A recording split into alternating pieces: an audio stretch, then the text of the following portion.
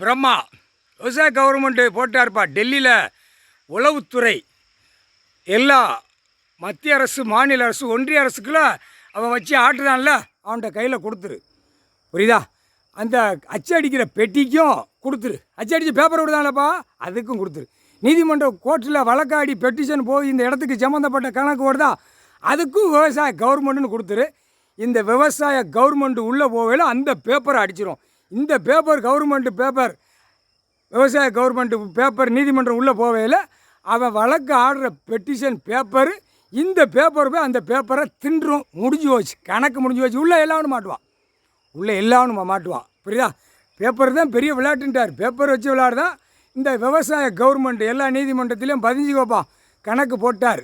13வது கோட்டீஸ்வரர் ஜோதிலிங்கம், 13வது கோட்டீஸ்வர் கைலாசத்துலேருந்து ஐயா போட்டார். கைலங்கிரியிலேருந்து ஐயா கணக்கு கொடுத்தார். எல்லா அதிகாரியும், காவல்துறையில் உள்ள அதிகாரி சிபி ரிப்போர்ட்டு, நீதிமன்றத்தில் இருக்கிற சிபி ரிப்போர்ட்டு, அத்தனை ரிப்போர்ட் அதிகாரியும் நீதிபதி ஜட்ஜி கையில் கொடுத்துரு. அது ஐயா ஜட்ஜாக உட்காந்துருக்காரு. ஜட்ஜாக கணக்கு எழுதிட்டார். நீதி அரசர் கணக்கு கொடுக்க சொல்லிட்டார். நீதி அரசர் கொடுக்க சொல்லிட்டார் கணக்கு. ஏன்னா அந்தந்த டயத்தில் கணக்கு படக்குன்னு எடுப்பார். நான் கணக்கு கொடுத்தேன், நீதிமன்றத்தில் எடுத்தியா, அதிகாரி எடுத்தியா, அதிகாரி கொடுத்தியா, அதிகாரி பார்த்தியான்னு கேள்வி கேட்பார். பட்டுன்னு கேட்பார். கடவுளை மிஞ்சி நீ நடத்த முடியுமா? யாருமே உலகத்தில் யாரும் நடத்த முடியாது. இப்போ பூமியில் இறங்கி சொந்த வாரிசோடு உட்காந்து கணக்கு எடுக்காரு, கணக்கை விடுதார். அநியாயப்பட்டு சேட்டை பண்ணி வச்சுருக்கான், நொறுக்கி போடமிட்டார். பூமியில் இறங்கி வாரார், உள்ளே போகிறார், வாரார். கோர்ட்டுக்கு திரிசூலம், விளக்கு, திராசு 3மே பவரால் விட்டுட்டார். அந்த சேட்டை பண்ணுற பூரா உள்ளே வரும், கணக்கு வெளியே வரும். இப்போ விவசாய கவர்மெண்ட்டு பேப்பர் உள்ளே போனவுடனே ஐயா கவர்மெண்ட்டு, விவசாய கவர்மெண்ட்டு உள்ளே பேப்பர் போகுது. இப்போ விட்டாச்சினாலே ஆட்டோமேட்டிக்காக அந்த பவர். இப்போ சேட்டை பண்ண பூரா அந்த எல்லாம் உள்ளே மாட்டுவான், எல்லாம் அனைத்தும் மாட்டுவான். மாட்டி உள்ளே கொண்டு போயிடுவார். முக்கால் சத்தியம் ரிப்போர்ட் எடுக்கிற அதிகாரி டெல்லி, தமிழ்நாடு எல்லா அதிகாரியும் உள்ளே கொடுத்துறப்பா. அதர் ஸ்டேட்டு, வெளிநாடு எல்லாம் அதை அப்புறம் பார்ப்பார். இப்போ தாய் இந்தியா நாடை இப்போ அடக்கணும்.